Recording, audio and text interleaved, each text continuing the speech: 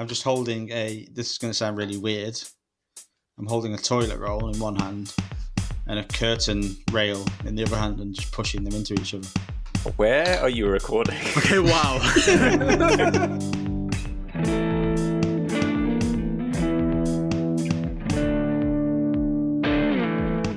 Welcome to episode 54 of the podcast, a chance for us all to escape the real world and talk a little bit of nonsense about music. Today, I'm joined, as always, by Sam and Fran. Hi, Matt. Are you okay? Yeah, my brain just stopped working halfway through. I was like, I said the bit at the beginning, and then I was like, what happens next? I mean, my favourite part was you called it just the podcast, as if it's the only podcast that exists. Well, it should be the only podcast, because, but if you don't know, this is the Picky Bastards podcast, the podcast in which we talk about music, specifically 4 albums that are new, 1 classic album, and 1 introducing either playlist or album that this time, me as host, I'm going to tell you about. Right? You remember what we're doing here? Yes, Yep. Well done. Cool. Well done. So what are these albums? The new releases are going to be Tomberlin with I Don't Know Who Needs to Hear This, Bob Vylan with Bob Vylan Presents The Price of Life, Arcade Fire with We, Tanka And The Bangs with Red Balloon. The classic is going to be Aesop Rock with Labor Days. And I'm going to be talking a little bit at the end about Silent Shout by The Knife. And so clearly it's Bob Vylan. I was going to say Vylan? that, like, it's clearly Bob Vylan. It's clearly Bob Vylan. It's clearly a play on because Bob Dylan and villain. I mean, it's clearly not Bob Vylan. He's a villain, you see? Yeah. I was reading it like a violin. Yeah, no. which isn't even like spelled anything close to. You're having a horrible start to this podcast, Wow. just in terms of the words that you're saying. I just want to put that out there. But anyway, carry on. Well, I don't need words. Words don't matter. Love you, Matt. I love you, but it's the music that matters, right? Oh, okay. Oh, yeah. Anyway, so I've posed 2 questions to Sam and Fran, and we're gonna get use these questions to kickstart our I'm conversation. sorry, I can't stop laughing now. Carry on. Thanks. So we're going to start with a question for Sam. Yes. And so these questions are actually, because I've done a lot of traveling recently and I associate music with traveling. So I've got 2 forms of transport that are maybe most appropriate. Sam, what is the best album to put on in a car? Yeah, so there's only one of these albums that I think I actually put on in the car more than once. I did try them all, and this was the only one that was kind of allowed to be played more than once. I'm not even sure if that's a compliment. But it's Arcade Fire's album, We. And I chose this. I kind of regret choosing it a bit because it's not Arcade Fire at their best. I don't think anybody is going to come to this album and go, wow, this is the greatest thing that this band has ever done. But I also think it actually does a pretty good job of like summing up like where they are in their career. You've got kind of like really soaring, uplifting moments, like The Lightning, songs made for like big crowds in like the venues that Arcade Fire play, and like, but then, and that's great in the car, and that's the sort of thing that I usually put on when I'm in the car. But then you also have some of the worst lyrics that I've probably ever heard. And I kind of feel like Win and the band think they're really like poignant, which is part of the problem because they're really not. There's a song that starts with like, I unsubscribe, don't believe the hype. And it's kind of like, that song could be something. I think it's End of the Empire, and it really isn't. The sort of lyrically, this album just really isn't the one, and it's really hard because I'm actually a really big fan of Arcade Fire, and I feel like musically this is a real big step back for them into a sound that they maybe were doing 7-8 years ago. I think it's not really the sound that they've had on the last two albums. The last one was very divisive for the fans. Everything Now, there was some genuinely painful music on that. I don't think anything is painful here if you kind of ignore the lyrics. I think the musically it's quite exciting, and I think there's some really interesting stuff. I really like Unconditional One, Lookout Kid. I think that's probably the best song here. It feels designed for their live show. But then that song becomes a second part of that song called Race and Religion. And it's like, the lyrics to that song are just so strange. And it's like, I want to be your race and religion. Like, what does that even mean? So yeah, I find myself in a weird place where I think personally I'll probably be the one that likes this album the most. They've returned to a kind of typical sound of them. And in some ways that's good because it's not some of the shit that was on the last album. But also I sort of go, but it's nowhere near as daring as that was. At least they were trying something new, where they've done this, but a lot better than this album.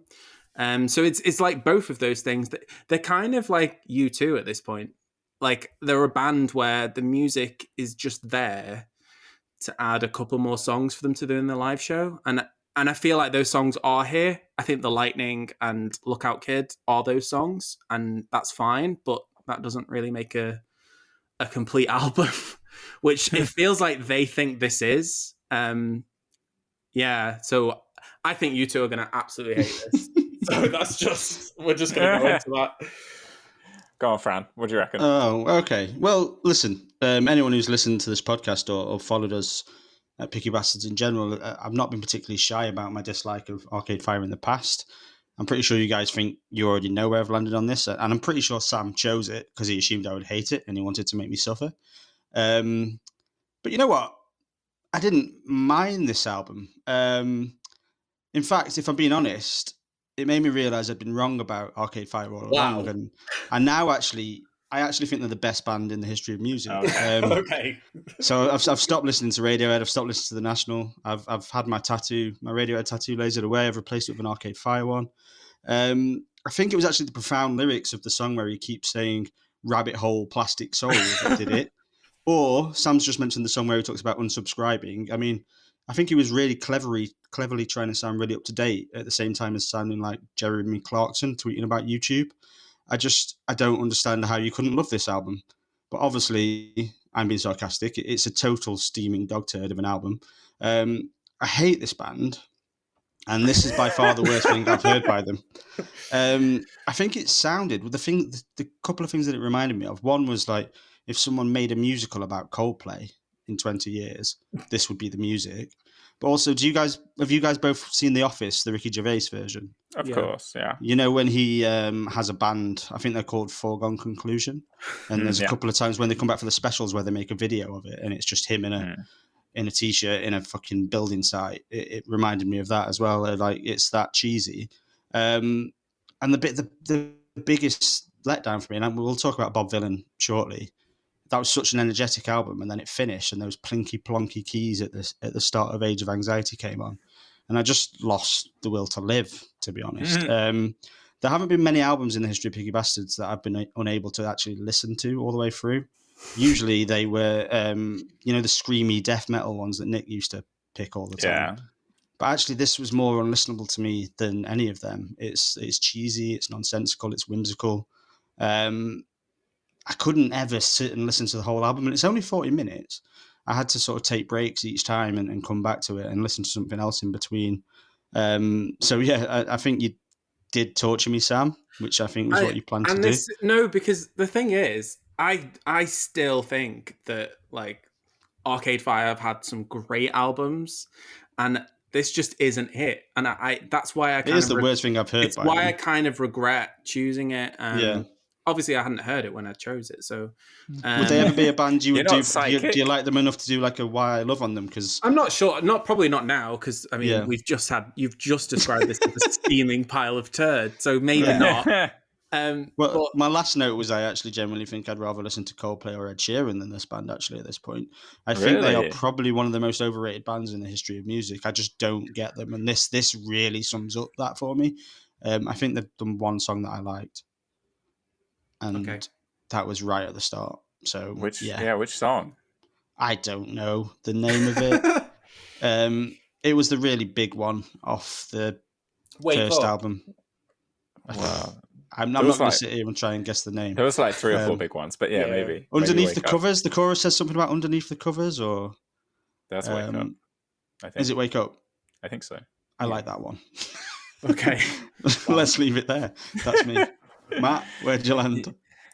So yeah, I'm not going to have too much dissimilar to say. It feels like there's been a recent run of artists where I'm just asking the question of why is this album existing? Yeah. Like mostly artists from the early 2000s, late 90s, like Placebo and Block Party, where they are making albums that are just aping themselves. I feel like originally Arcade Fire traded in nostalgia, and like a lot of their albums were about growing up, being a kid, becoming an adult, and things like that. And there was so much authenticity to it. And it kind of had this kind of immediacy to what they were saying. But now there's almost like this nostalgia towards 20 years ago when they were in a band. And so it's just it's a photocopy of their original selves. There were moments that I liked, but don't think there was any song that carried an entire song that I liked. Like I think the last few minutes of the opening track, when the build at the beginning actually starts to pay off, I think is pretty good. I actually quite liked Unconditional too, but I wasn't paying attention to the lyrics. But I also have a soft spot for any time Regine is singing instead of Win. Just because he stopped singing, though, is that the main reason? Well, I think she often is like singing when it's a more interesting song.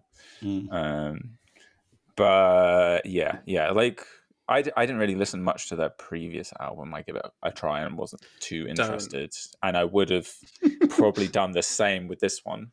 Yeah, and their first 3 I loved, and Reflector I really quite enjoyed as well, which I know is also a more divisive album. But this is just this and the last one I would put in the same category, and it's quite sad now, really. Yeah, I do think, like, because it seemed like they were trying to do something different, going in a different direction. They had lots of interesting ideas and inputs for their 4th album, and then it's just now let's just do stadiums, and that's all that matters. But it's always just been plastic, bombastic awfulness. That's all I've heard from this band. I didn't mean to make those words rhyme, but they did. Yeah, that's I thought you were rapping for a second. Wow. Just had 2 words that came out. Bars from Fran right now. Yeah. That's actually one of the lines from Mr. Bombastic. Should we move on? Yeah, let's move on. So we're switching over to Fran now. For your main mode of transport, my only best mode of transport. best album to put on while you go walking. Okay, well, seeing as most of my walks right now happen really early in the morning as I'm trying to get my daughter to sleep in the pram, they usually often require quite a big shot of energy. So if we're looking at this playlist for energy, it can only really be the Bob Vylan album, as Matt would say. So I can't actually think of many albums that are more energetic than this that I've listened to in quite a long time.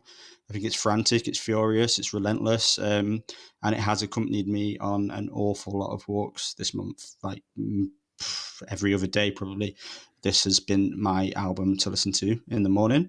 I think if you need to wake up and blast away the cobwebs, then there's not much better out there at the minute.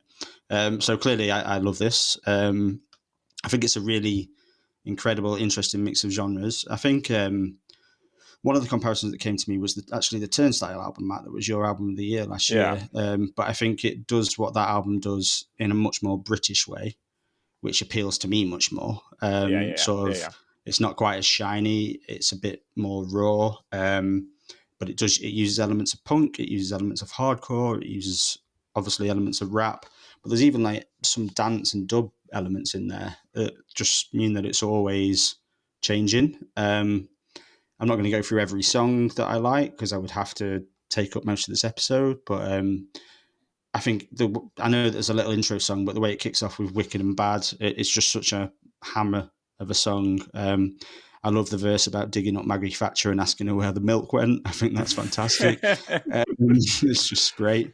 I also think "Pretty Songs" comes from a really interesting place. I think it's sort of a challenge to other artists who put out liberal protest songs but don't do much else. Can't help but feel this is a bit of a dig at idols, and I think that's pretty fair. You both know I've had my sort of ups and downs about them and how they get their message out. And I think something that stood out to me about this album, the Bob Vylan album, is if you compare it to something like Idols, it feels so much more authentic. It feels like it comes from a place of experience rather than just saying slogans for likes on Instagram and Twitter.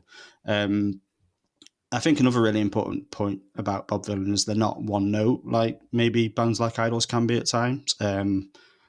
Each song does have a different note. There are some real punk songs, but if you think of Health is Wealth, for example, the song about why you should eat fruit and drink ginger, it's almost a reggae song in the beats, and I really like that. And I don't know if either of you, I'm making a guess here. I'm guessing Sam hasn't gone and digged into the Bob Vylan videos. But if you watch the video to Health is Wealth, it's great. It's literally just the singer dancing and rapping in front of a pile of fruit in his kitchen. And for me, it kind of does everything that I think this band does really well. Like there's no frills, there's nothing over the top. They're just making good songs, keeping things quite simple and saying what they need to say. And yeah, I absolutely loved it. I doubt that's a surprise to either of you, but yeah, I thought it was fantastic. Who wants to go? Cool. I can jump in. I also thought this was a really interesting and fun album that just was incredibly engaging. I struggle to think of well, there have been few albums that have been quite so relevant as well. Like hearing them go through these kind of takedown of like the right-wing government and how they undermine the working class, the monarchy, but also, like you said, the kind of inability of the left wing to do anything, just ineptitude. Having that just after like the Jubilee and also the Johnson surviving just the vote of no confidence and coming out saying everything's great still it's just been such like a weird backdrop to have this album too, and just be like this is just like they're speaking so many truths right now. Musically, like you said, it's incredibly diverse, and it reminded the big drums and the like in your face riffs remind me a little bit of the band Slaves more than anything else, I'd say. Okay. Which I know I feel like you've covered, but maybe before. Right? No. I think Nick was a fan, but we never actually got to them on the podcast, so I don't know them too well. I know a few songs, but I don't know them too well. Yeah, they're good. They have their moments, but I feel like this with the messaging is so much more effective. While a band like that, which is more like traditional punk, is more just trivial in what they're trying to say. And then, you've got other songs on here, which like Take That, which has more big beats on it, which is like Prodigy almost, and it's just relentless and in your face. I think to me the standout is GDP. It's just a fantastic song. But I think the overall, like you say, the comparison to Turnstile is actually kind of interesting because I think what you're saying is correct. It mixes a lot of genres really, really successfully, and it is very British and more, I'd say, more punk, and at times maybe a bit sloppier, and maybe a bit more uneven. But it's I think all round is a winner as an album. I think that sloppy is interesting. That video I'm talking about, if you watch it, I think if you had it with the volume turned down, you would say, God, that's sloppy. But it kind of makes sense with their aesthetic, I think, and the way they do things. Yeah, it's much more punk. It's more, yeah. Genuine punks instead of Idols punks. Yeah. exactly. And yeah, Sam, what do you think? Yeah, I feel like we've listened to lots of things that the word punk gets mentioned, and like lots of punk adjacent things, and like the whole post punk as a genre thing.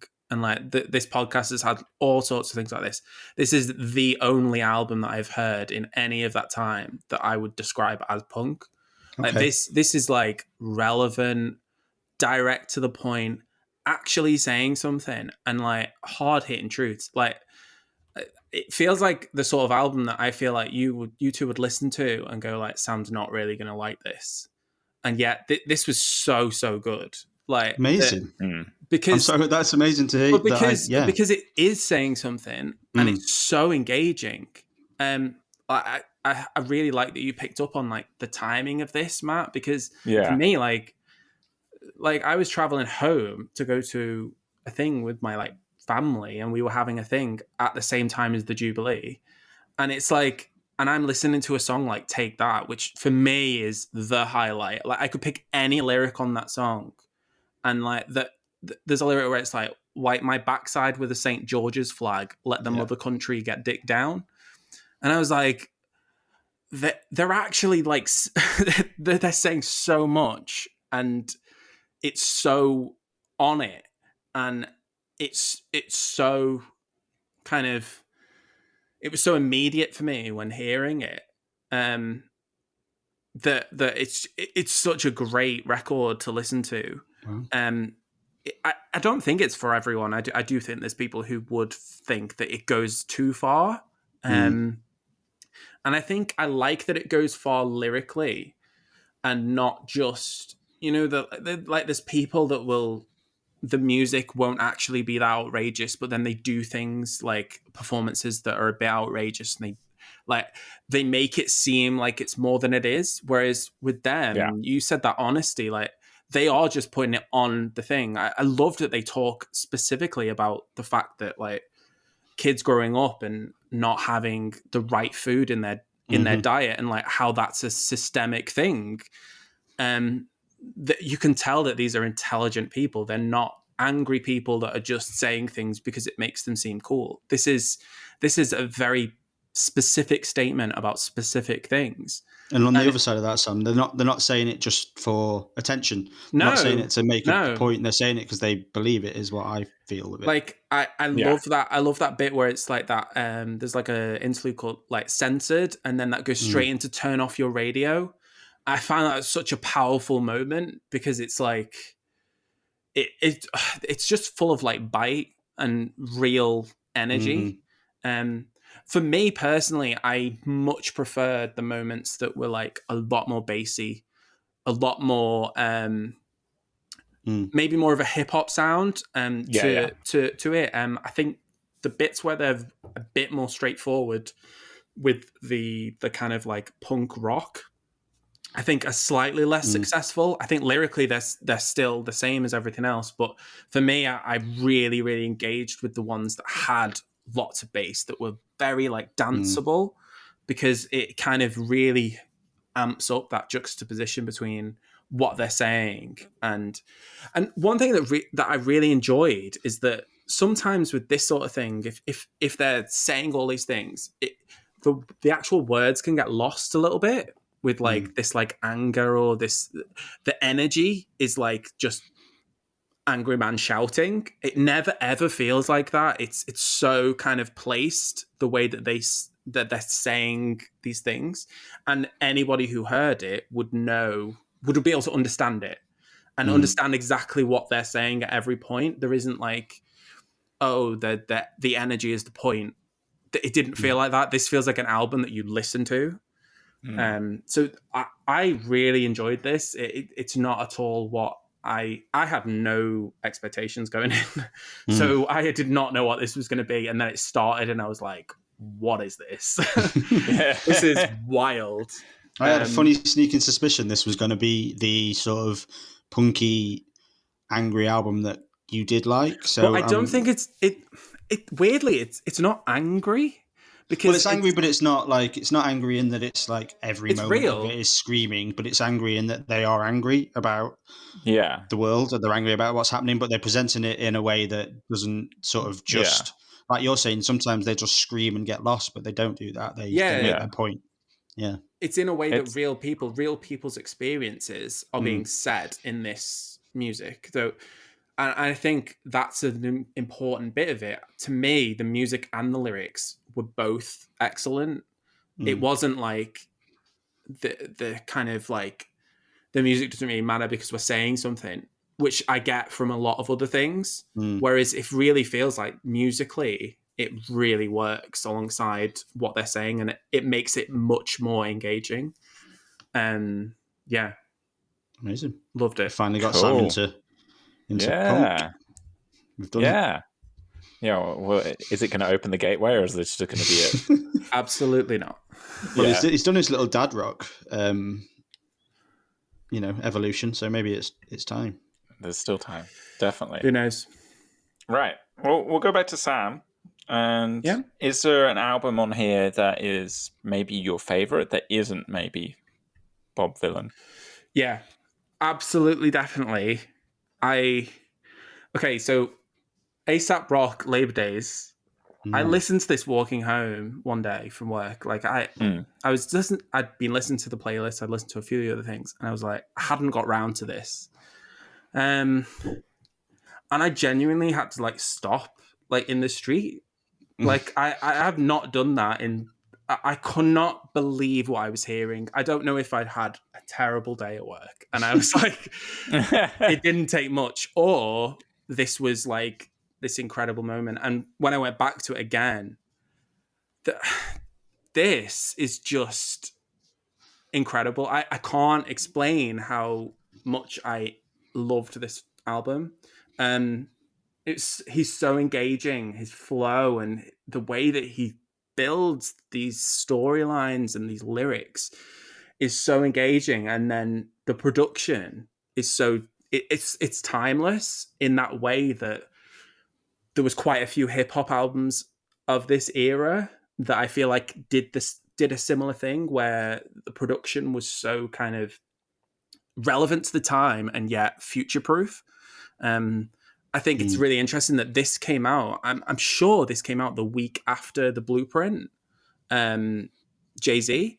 Yeah. And I find it like fascinating this like year in hip hop, because I think there's a couple of other albums that were like really huge that year. I love the way that it's like this like working life concept album.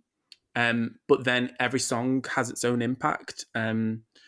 The song No Regrets, that is just, the storytelling on that is just incredible. Like I've had to sit through so many Eminem albums and people tell me that he is amazing, that he's amazing storyteller, that like white rappers, that he's the only Eminem who's amazing. Like, and I'm like, this guy is doing all of this and he's also not.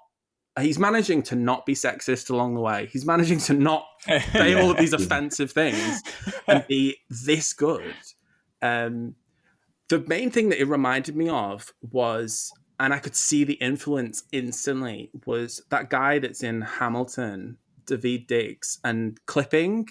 Yeah, I think his flow like is taken directly from this guy. Like there's so much, it's the theatricality with the way he like uses words, and I think that just really resonated with me.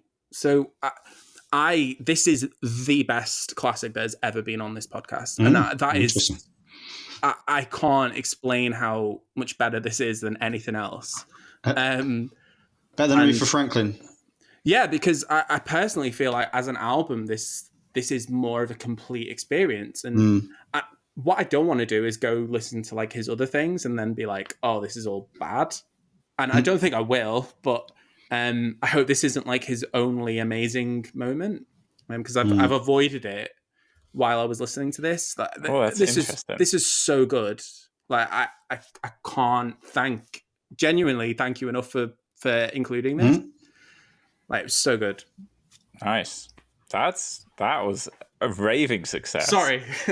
Raving success. No, good. Well, There's so much more positivity on this episode already than I expected. But you go, Matt. Yeah. Well, yeah, I also really like this album. I thought it's kind of a grungy hip hop that we haven't covered before. I was also thinking about Clipping and some other. I think the record label Doomtree Records has a similar kind of artists that are making this kind of more broody and like darker hip hop that is more, I guess, I don't know how to describe it, but I picked this purely based on the fact I saw a chart at one point where someone had listed him as the most lyrically diverse hip hop artist by quite a substantial way. And I'd heard one of the songs before off a different album, which I also really, really liked. So maybe some of the other albums are also good.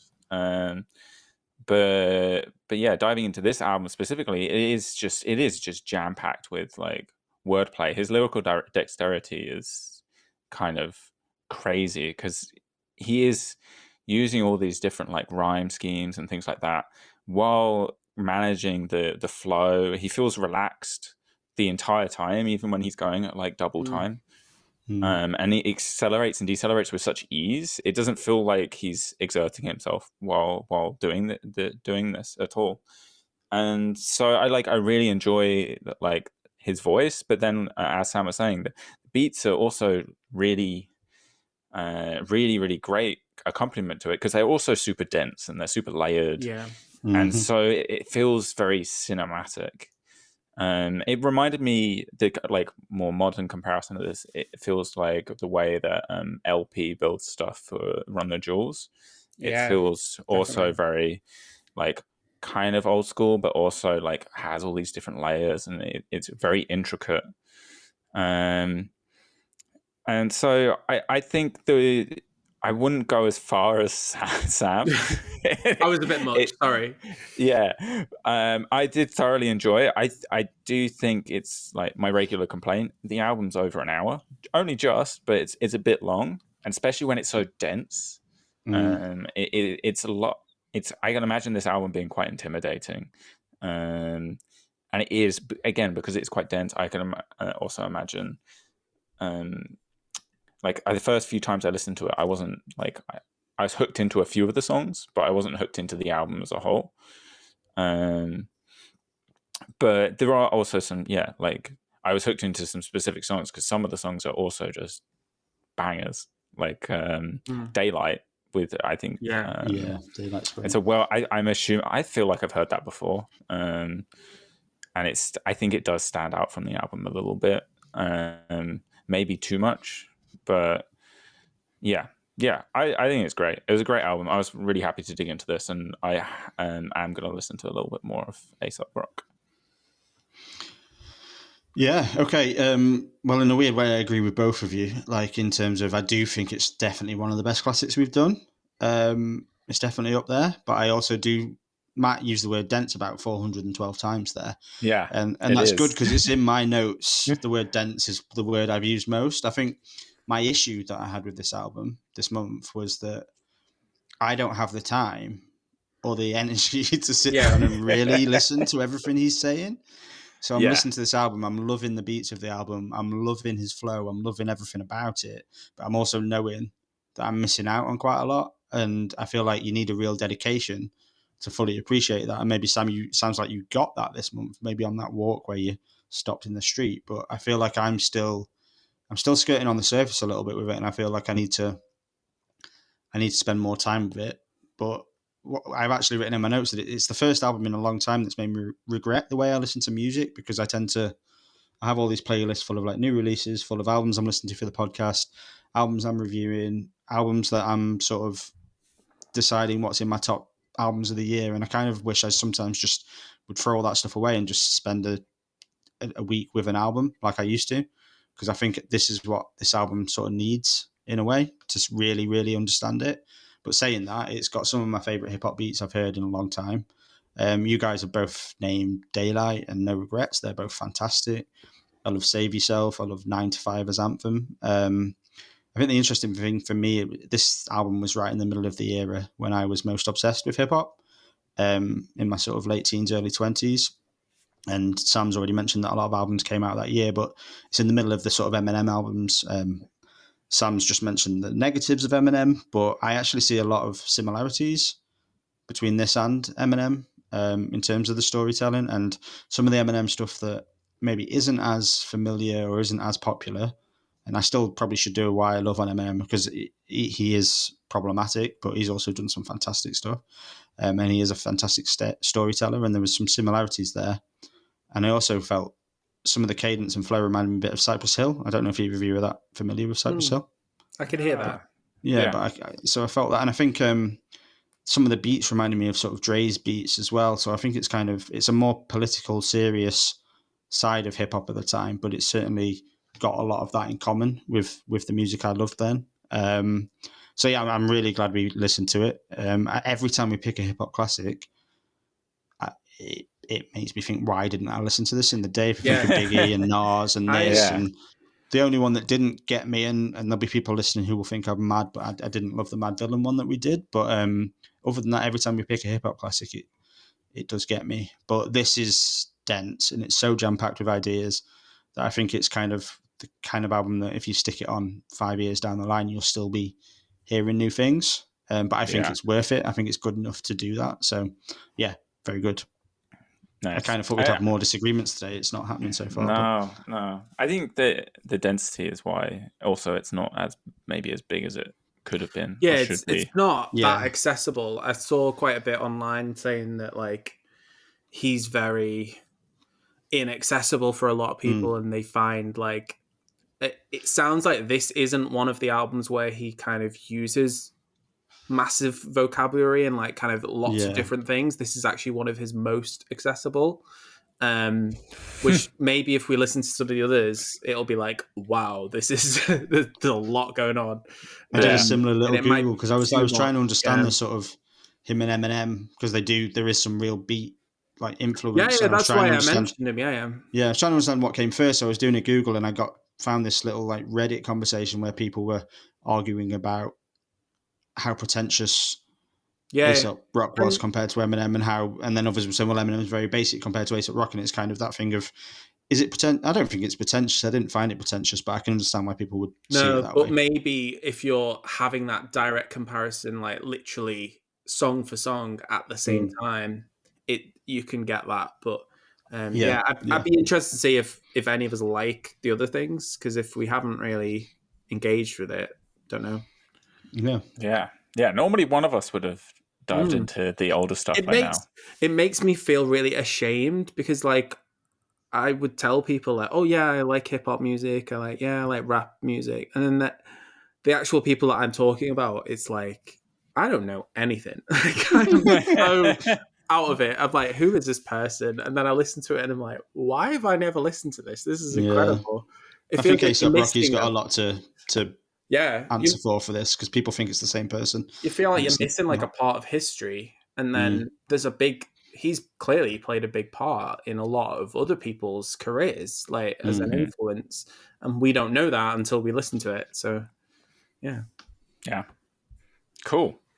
Well, I might jump in now and talk specific. I'll start with Tomberlin, with the album I Don't Know Who Needs to Hear This. And I think I'm hoping the next two albums we'll have a little bit more to disagree about. And so I thought this was a very nice album. I liked the voice. I liked the atmosphere. It's very kind of light piano, and it leaves a lot of space, which I think worked in a lot of the songs. But you get like 2/3 of the way through the album and you realize that the album's kind of just drifting away for me. Albums like this, I find it's like it's very folky. For me, for an album like this to work, I need to get like a literal visceral response. I want it to give me goosebumps or to feel like I get a gut punch for me to be really engaged with it, which I know is a super high bar. I'm basically wanting it to stop me in the street, like Aesop Rock did for Sam, and it doesn't do that. It's barely there for a lot of the album. I feel like Sunstruck is maybe almost threatens to do this. It has a nice build. It feels like it's going somewhere, and then it peters out. And then just as it's kind of about to drift away into nothingness, and then I say this album is just not even worth listening to, there's a couple songs at the end which I think are worth my time. And so that's Stoned and Happy Accident as a pairing are really, really nice. I think they'd make a stellar EP by themselves. And specifically Stoned is I think is clearly the best song on the album. It has these really cool rolling drums, and her voice is just so much more oomph compared to the rest of the time. And then Happy Accident has this really hazy and rich guitar, and I feel like there's a specific pull off for the guitar that I really liked the way it sounded. But I'm really digging into aspects of the songs because that I needed that to get me through it and to re-listen to the albums. And really, if I wanted to listen to something like this, I would probably just put on a Lucy Dacus album instead. Yeah. So that's where I felt with this. It was it's a nice thought, nice idea, but there's other better stuff for me. Okay. Who wants to go next? Let's go, Sam. I'll go. I think I wrote down really enchanting voice, which in this genre should be a really positive thing, but it's kind of a given. That's the kind of genre that this is. I think I like how a lot of it is quite stark, maybe even haunting, and it's good that those sections kind of allow the bits where it swells a bit more, and there's a bit more of a build up. They hit harder because of that. I there's a song Starstruck. I quite liked that one. I like the instrumentation on it, but yeah, I kind of agree that this album has been done, and that it is being done by other people slightly more engagingly. I think the comparison to the likes of Phoebe Bridgers does it in a bit more of a rocky way. Lucy Dacus is a good comparison. I like the way it uses saxophone alongside the acoustic. Stoned is by far the best song, and for me feels like the finale. And then it's so climactic, that song. And then when I'd look down at my phone and just assume that the album was going to end. Then there's 4 more songs, and for me it just doesn't work because it feels like the album has really reached a peak, and I wonder if I'd have enjoyed it more if it really just built to that moment, because it's so much better than everything else around it. That then I just don't feel like the last few songs really kind of fit. Maybe if they appeared before, I'd enjoy them more, but yeah, I kind of end up feeling let down by the end of the album. So yeah, it's kind of just there. on this playlist, it was just there. You've got some big sounds going on, and big diverse sounds, and this was very kind of one note. That's kind of where I landed.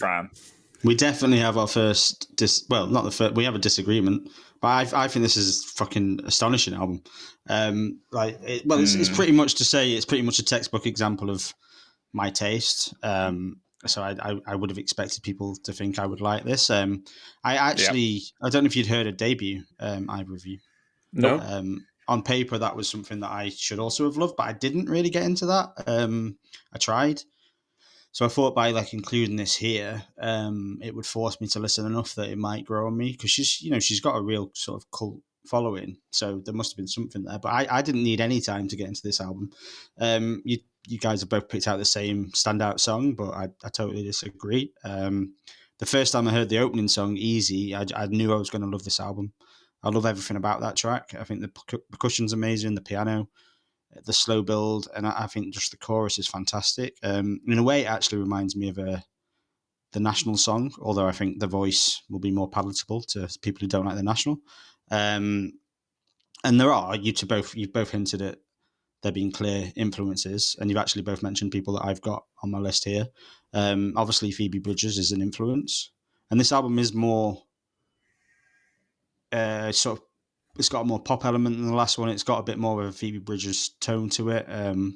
But actually, I think Collect Caller and Happy Accident remind me more of the work that Phoebe's done with Boy Genius than they do her own music.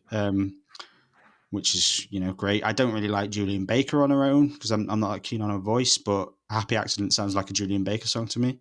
I also heard some Angel Olsen influence, and I don't know if either of you know Alayla Diane, but I could hear that. But all of that's not to say that this album felt derivative or samey to me. It felt quite distinct. I think the way she uses the piano and the way she lays the percussion had some really interesting dynamics, as well as the use of strings. This is you both gonna love this after everything you said about it, but this is actually album of the year contender material for me. Surely not. Yeah, absolutely. It's definitely in my top 5 or 6 of the year so far. I knew you'd like this. You're so very predictable, but like this, I love it. I absolutely love it, and I bought it. I bought it. I've got the Bob Dylan as well, so we've got two records on this playlist. But I bought this. I always buy my records from Record Culture, and I emailed him about halfway through the first time I heard the first song because I knew how much I was going to love it. So, but I think there are 3 songs that really elevate it. I think I've mentioned Easy. There's a song called Tap, which I think is the 3rd song, which is just incredible. It's really different. It's kind of got some influences I've not heard before. I think that's a really special song, and I think it shows off like her invention. And I also love the closing song, which is the title song. It's just a great way to end an album. So yeah, I was blown away. I expected Sam to like it more than he did. I didn't expect Matt to like it at all. But I did like it. As in, it was nice, but I just think this is being done by other people much better than this. It didn't. I It don't didn't. know. I don't know that it is. Like, I think it's kind of. Do you not think this is way so not at the level of someone like Phoebe Bridgers? But it's different to Phoebe. There's only a couple of songs on there that it's not that different, really. It's different in that Phoebe Bridgers she's aiming for a different sound, I think, and it's kind of, there are a couple of songs on here that are very Phoebe Bridgers, but then there's a lot that Phoebe wouldn't do in terms of the sort of more pared back stuff. Maybe it was the rest of the playlist because other things are so kind of on it and direct. Yeah. I think for me, this is my genre of music, isn't it? So it's kind of it stood out to me on the playlist. Whereas I can imagine it getting lost in quite a big sounding playlist. But I love it. Well, you also dig into this more, so you see the nuance in this. Well, for me, I'm like, the times that I'd put on a Lucy Dacus album would be the same times I'd put this on. It would be, this is better than anything Lucy Dacus has done. Yeah, I know you don't like her as much. No, I do. I like Lucy Dacus. I love the last album, but this is better than anything she's done. It is. Just is. Sure. And also, she's Tomberlin's supporting Angel Olsen when I go to see her in November. So I'm just, I think I might die that day. I might actually die that day. Yeah, that would be a good warm up for the show. It's like, you don't want someone to upstage the main event. So. Well, she won't upstage Angel Olsen, but she will be a very good warm up. Yeah.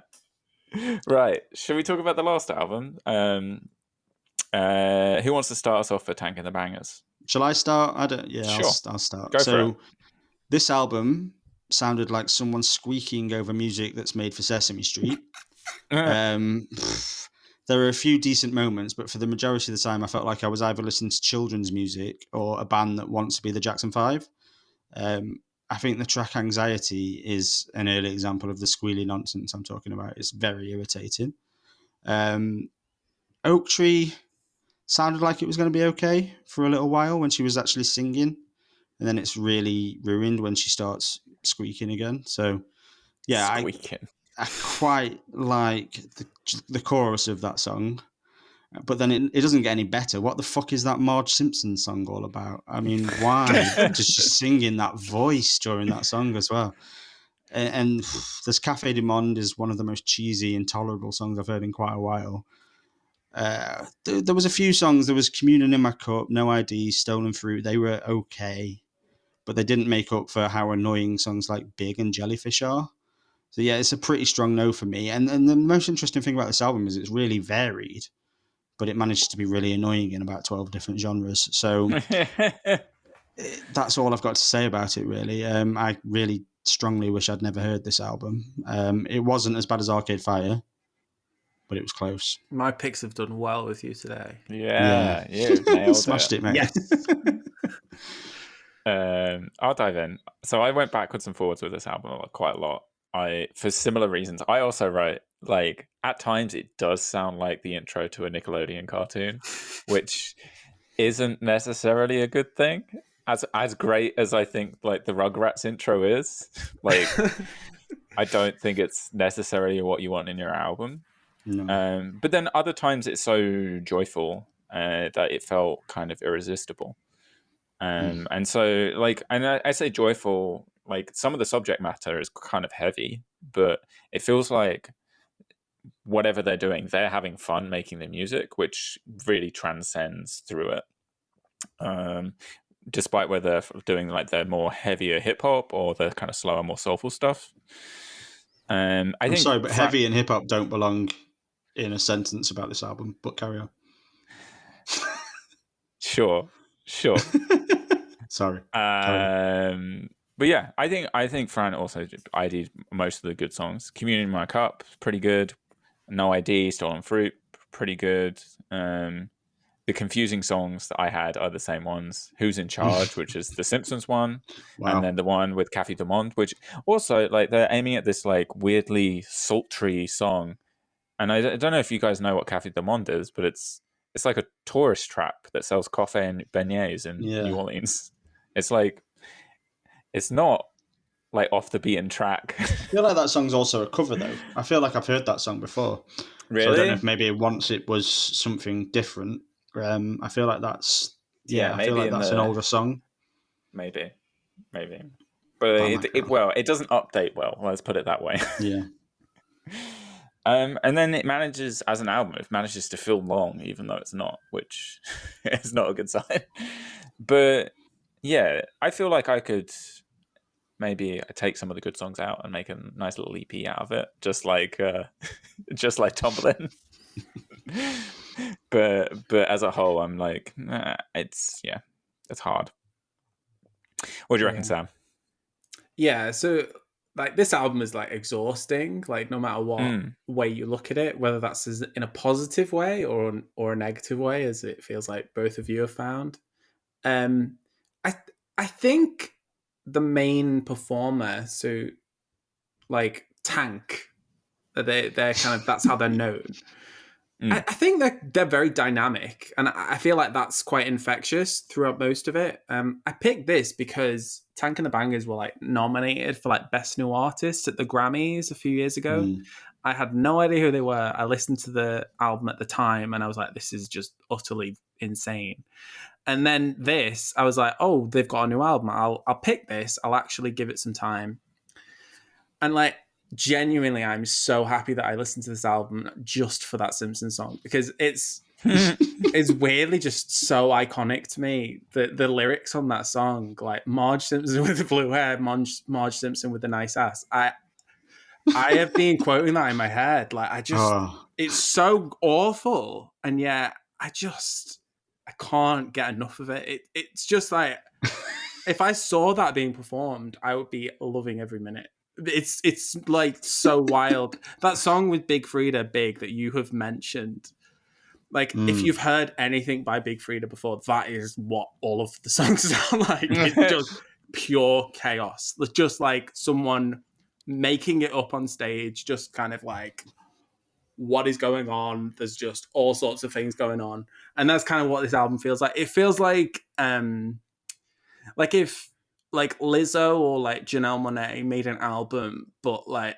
they didn't have any of the like artistic like kind of elements to it, so it was just all over the place. And I feel like in some ways I enjoyed it. It was quite a refreshing moment on this whole playlist. I think Stolen Fruit is probably is the best song on it. Even though even that one kind of feels like an ad jingle. And you know, it has like that soulful like do do do do do kind of thing to it. Yeah. But yeah, I don't know. This album is just so weird and really stood out amongst all of these other things on this playlist. Maybe I just needed like some relief from the seriousness of some of the other things, or I don't know. I didn't enjoy it, but I'm not saying that it's like horrendous. No, I feel like we're all kind of on the same page, but these feel like people that would be like fun to know. Yeah, I'm on a different page. You don't want to like actually spend loads of time with them. Like you'd go out with them once and then they're good friends of friends. Not the annoying person from work who comes for a couple of shots. Absolutely. Chaotic. That is the word. Yeah. Did you know? So I'm quite glad we covered them, even though it's mixed feelings, because I've heard about them for a long time because they won the NPR's Tiny Desk contest. Yeah. So that's how they made their name. But I wasn't necessarily expecting this. Neither was I. Yeah. Cool. So, how did we think about this month's playlist then? What do you reckon, Sam? Yeah. So, I mean, obviously there was 2 albums I think are very good. One of which is extremely good, and then the others were kind of a bit of a mixed bag. So, I don't know. I feel like I kind of need to exclude Arcade Fire from my thoughts on it because I would probably have listened to that anyway. And I kind of thought that was what the album was going to be anyway. It wasn't a big surprise. Whereas the others, I just cannot get over that Aesop Rock album. So the rest of it could have been absolute dog shit, and I would still be like, this is better than most playlists. That's how much I was really into it. But I've really got a lot from the Bob Vylan as well. So that's the big win of today. That's the only thing that matters to me. Like, I'm not going to listen to some of the shit you say is punk elsewhere, because all this has done has backed me up. That's how I think feel. It's the first time we've had on the podcast in quite a long time that actually I would say it's punk. Yeah, absolutely. There was the Amel and the Sniffers one, which I know you hated. That is a punk album. That was awful. Yeah, that was great. It was great. It wasn't as good as Bob Vylan though. No. For me, I'd say 3 albums that I absolutely loved and 2 that I hated. So I'd say that's a win. 3-2. It's a win. Yeah, decent playlist. If I skipped Arcade Fire and Tanka And The Bangs, if I skipped Sam's choices, I like this playlist a lot. Yeah, I similar feelings, because actually getting a couple albums that I really, really like is much more important than having 5 albums that I'm middling about. Yeah. So I'd much rather have these two albums with Aesop Rock and Bob Vylan that I genuinely will listen to more of their music. Yeah. And the other 3, well, I just carry on being disappointed with Arcade Fire. That's fine. And the others, I'm just I've learned my lesson about them now, and I just won't listen to them again. So it's all good. Actually, I think you've just graduated this album a little bit for me, this playlist, because I loved 3 of the albums. So actually, the fact that I hated 2, it's still a very good playlist if you discover 3 albums that you love. So it was a good playlist. Yeah, I'm happy. Great, cool. So we're now to the last section, and that's going to be me talking about The Knife, and specifically the album Silent Shout. And so I'm going to start specifically with a memory that involves Fran, of me realizing how much I liked The Knife. Yeah. Okay. And that was... Jesus Christ, because I don't remember this already. Yeah, I'm pretty sure you don't remember this, but it was just a moment of sitting in the Rampant Lion, getting some cheap drinks, and The Knife's song Heartbeats came on. And it was the first time I'd heard the original version of that song. And that song isn't even on this album. Yeah. And it was famously covered by Jose Gonzalez. And that was the first time I was like, oh, this, like, I really, really like this song. I need to find out who made this song. And even though it was at that point, I think 3 or 4 years later, or like after that song had originally come out, and a couple years after this album had come out, I feel like it started something for me. And so the reason I really picked this album is it might not be the best stuff that's been made by these artists. I actually think I prefer the Fever Ray project, which is one of the singer's solo project. But this was one of those albums that kind of opened up a genre for me and like really kind of broke open electronic music for me a little bit and created space for me to start to explore that in a way that felt safe, because it was so close to like the indie rock and the indie synth stuff I was already listening to. And so, yeah, like shortly after being in Rampant Lion in Manchester, I figured out who it was and then started like following up and then listening to this album.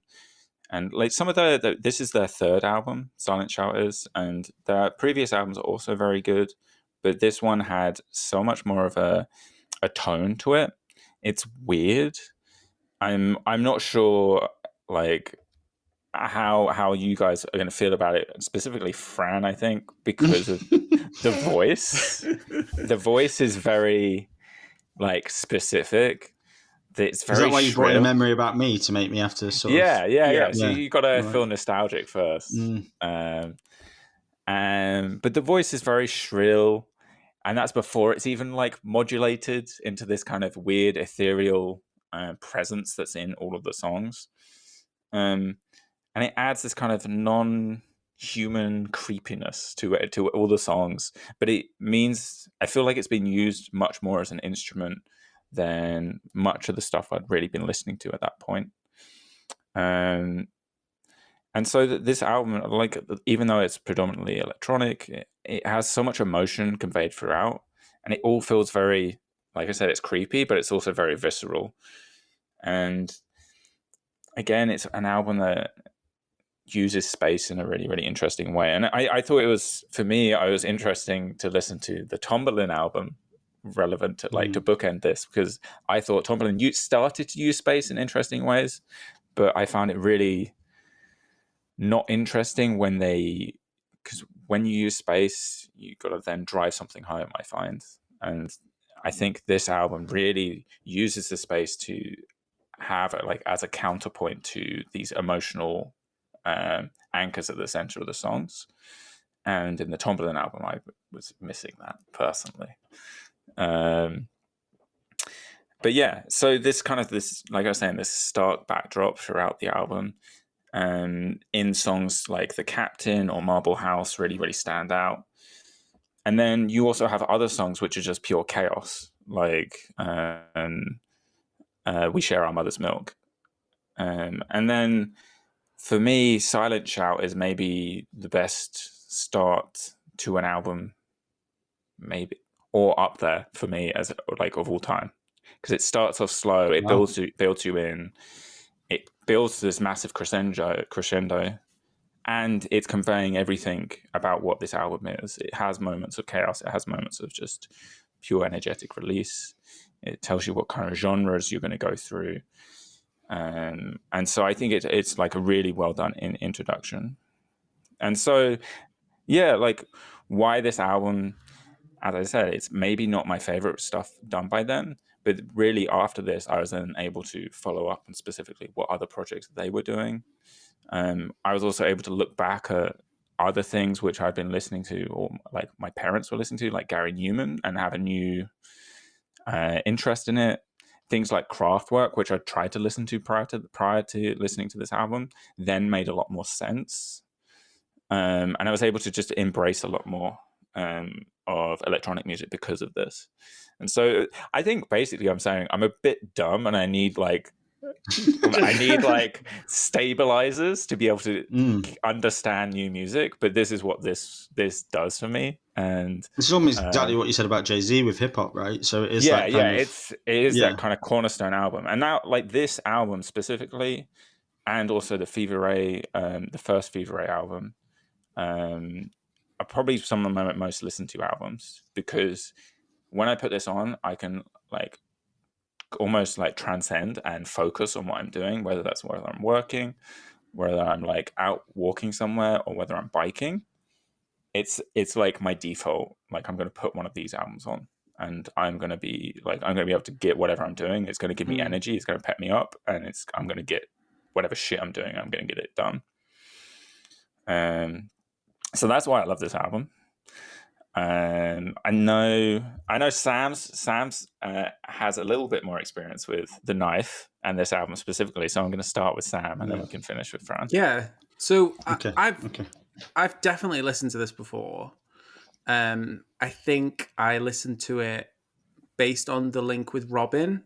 I think they produced like one or two songs with Robin, like her like breakthrough. You know, like the second time she broke through with like Who's That Girl? I think they produced that.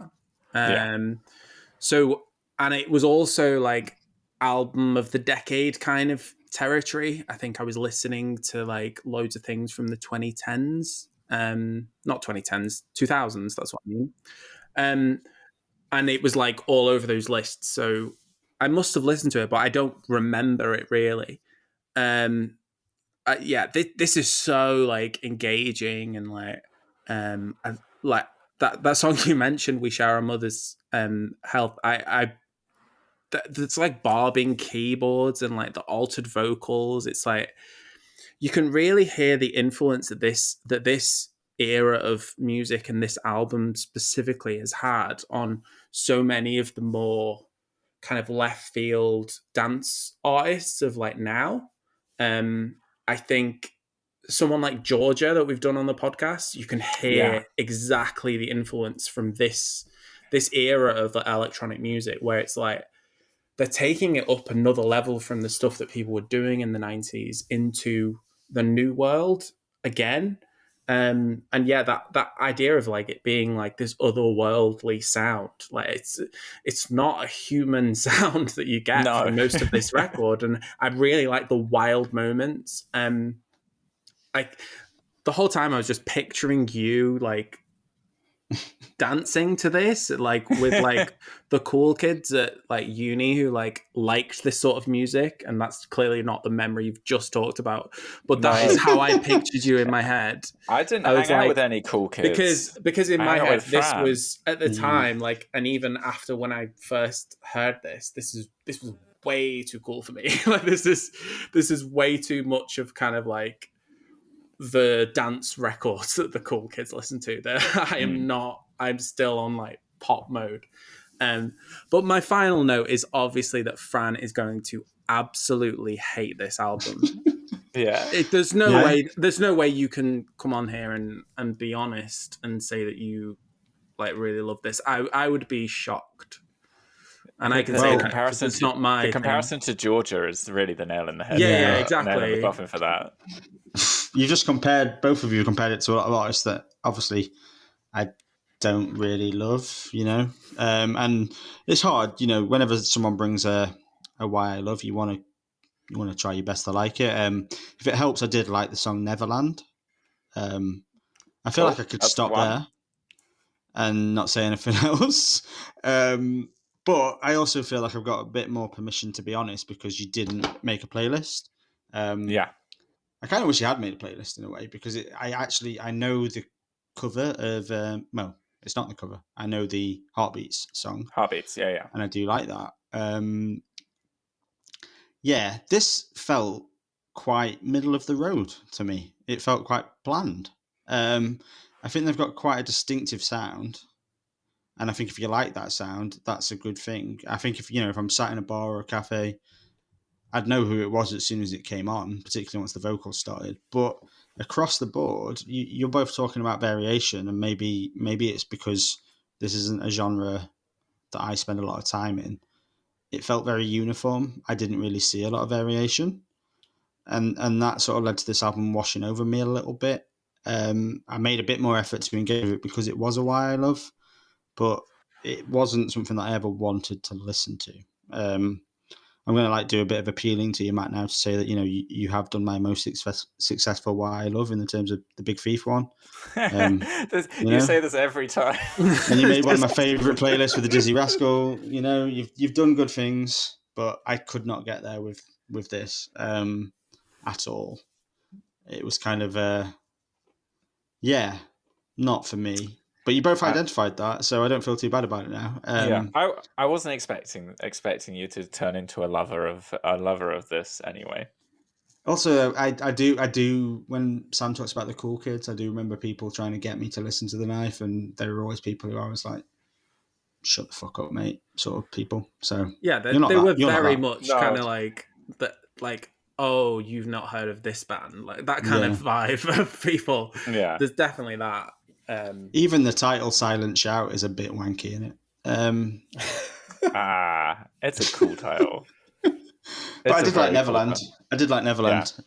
So thanks for introducing me to that.